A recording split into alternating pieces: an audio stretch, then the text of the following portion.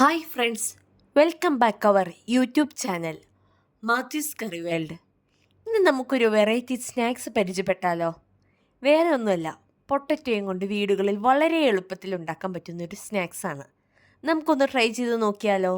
അതിനായിട്ട് ഞാനിവിടെ 250 ഗ്രാം പൊട്ടറ്റയാണ് എടുത്തിട്ടുള്ളത്. അതിൻ്റെ തൊലി പീലോട്ട് ചെയ്ത് നമുക്കിതൊന്ന് കുക്ക് ചെയ്തെടുക്കാം. ഇതിപ്പോൾ നന്നായി കുക്കായി വന്നിട്ടുണ്ട്. ഇനി നമുക്കിത് നന്നായി ഉടച്ചെടുക്കാം. ഇനി ഒരു മിക്സിംഗ് ബോൾ എടുത്ത് അതിലേക്ക് 3 ടേബിൾ സ്പൂൺ കോൺഫ്ലവർ, ആവശ്യത്തിനുള്ള ഉപ്പ്, സ്മാഷ് ചെയ്ത് വെച്ചിരിക്കുന്ന പൊട്ടറ്റോ ഇട്ട് നന്നായിട്ട് മിക്സ് ചെയ്തെടുക്കാം. ഇനി ഇത് ബോൾസ് ആക്കാനായിട്ട് ചെറുതായിട്ട് കട്ട് ചെയ്തെടുക്കാം.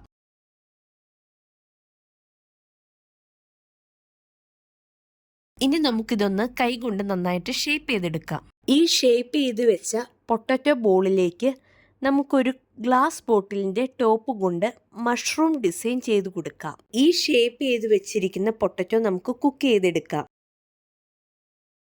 ഒരു പാത്രത്തിൽ വെള്ളം തിളച്ചതിന് ശേഷം അതിലേക്ക് ഈ പൊട്ടറ്റോ ബോൾസ് നമുക്ക് ഇട്ടുകൊടുത്ത് കുക്ക് ചെയ്തെടുക്കാം. ഇത് വെന്ത് വരുമ്പോൾ പൊട്ടറ്റോ ബോൾസ് എല്ലാം വെള്ളത്തിൻ്റെ മുകളിലേക്ക് പൊങ്ങി വരും.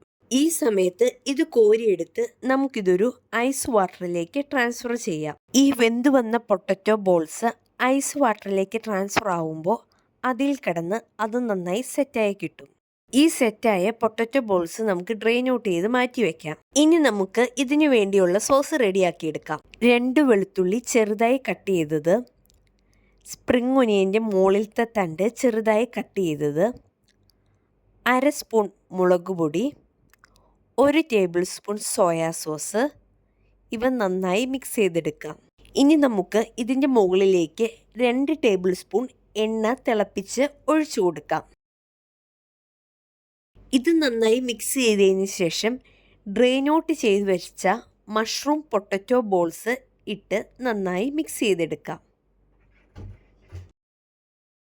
ഇപ്പോൾ നമ്മുടെ mushroom shape potato snacks ready ആയിട്ടുണ്ട്. ഇത് നമുക്കൊരു സെർവിങ് ബോളിലേക്ക് മാറ്റാം. മഷ്റൂം ഷേപ്പ്ഡ് പൊട്ടറ്റോ സ്നാക്സ് എല്ലാവരും ഒന്ന് ട്രൈ ചെയ്ത് ഫീഡ്ബാക്ക് ഒന്ന് അറിയിക്കണേ.